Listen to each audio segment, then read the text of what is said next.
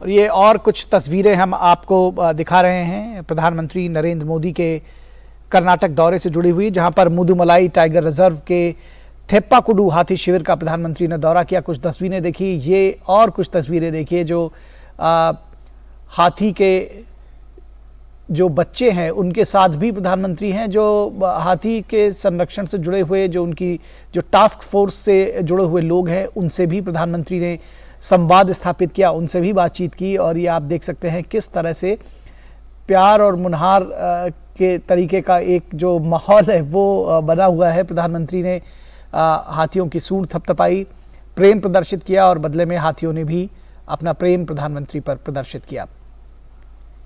ये तस्वीरें आप थेप्पाकुडू हाथी शिविर की हैं, जहां प्रधानमंत्री ने आज दौरा किया।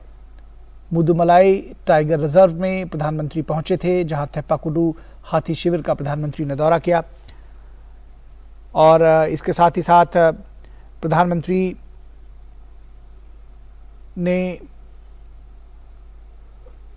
जो एलिफेंट टास्क फोर्स से जुड़े हुए कार्यकर्ता हैं, जो उससे जुड़े हुए स्टाफ है, उनसे बातचीत की।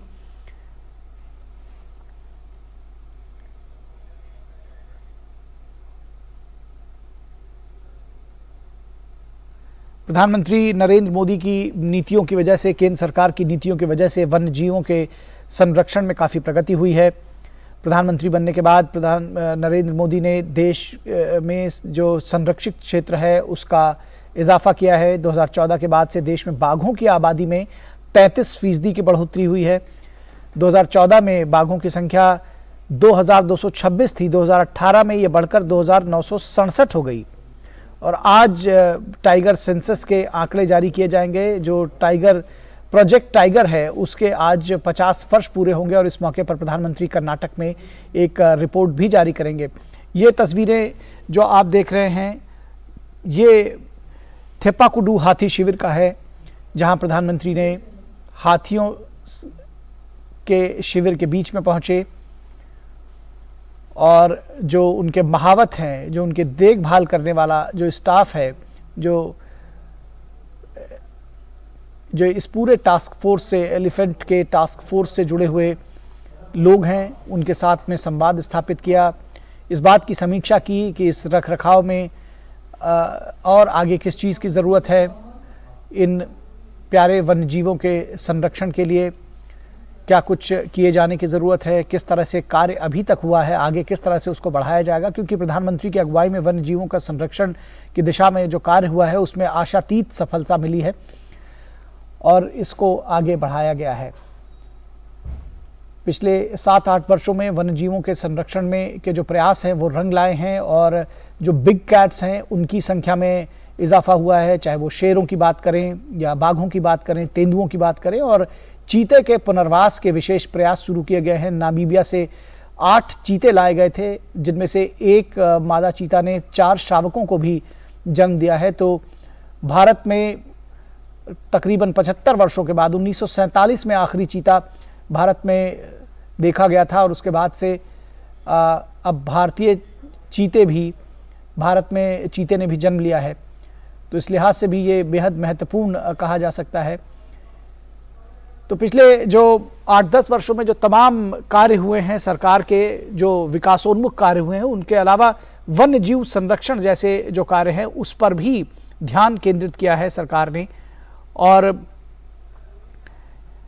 ये किस तरह से पूरा जो वन्य जीवों के लिए जो ज़रूरी पर्यावास है, जो उनका हैबिटेट है, जो रहने का स्थान है, वो किस तरह से विकसित हो सके, किस तरह से सुरक्षित हो सके और मानव और वन्य जीवों के बीच में संघर्ष कम हो सके, इसके लिए भी कार्य किया जा रहा है। प्रधानमंत्री स्वयं मौजूद रहे थेप्पाकुडू हाथी शिविर में और उन्होंने हाथियों से, अगर कहा जाए इन मूक पशुओं से जो मनुष्य के सबसे वफादार साथियों में से एक हैं, अगर ये कहें कि उनसे सीधा संवाद किया उनकी ही मूक भाषा में, तो गलत नहीं होगा। प्रधानमंत्री ने इन मूक पशुओं से मुलाकात की और ये मुलाकात बेहद अच्छी कही जा सकती है। जिस तरह से एक दूसरे की तरफ से प्रेम प्रदर्शित किया गया, प्रधानमंत्री ने सूंड थपथपाकर इन हाथियों को प्यार का इजहार किया तो उन्होंने भी अपनी सूंड उठाकर अपने प्रेम का प्रदर्शन किया।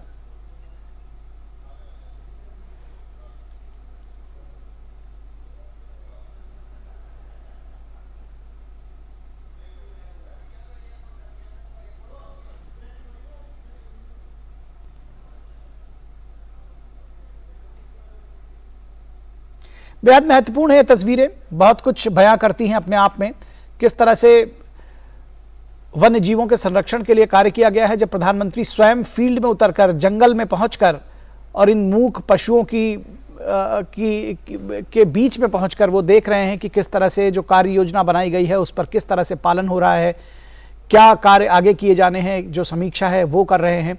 तो समझा जा सकता है कि सरकार जो है वो कितनी सीरियस है इस बात को लेकर के, और उसकी जो सीरियसनेस है उसका असर भी दिखने लगा है, रंग नज़र आने लगा है। जो बिग कैट्स हैं उनकी संख्या में आशातीत वृद्धि हुई है पिछले 7-8 वर्षों में, और चाहे वो तेंदुओं की बात हो, चाहे बाघों की बात हो, चीतों का संरक्षण की शुरुआत की गई है, पुनर्वास की शुरुआत की गई है, नामीबिया से चीते लाए गए हैं, और बाघों के संरक्षण की भी बात की जाए 50 वर्ष हो गए हैं बाघों के संरक्षण को।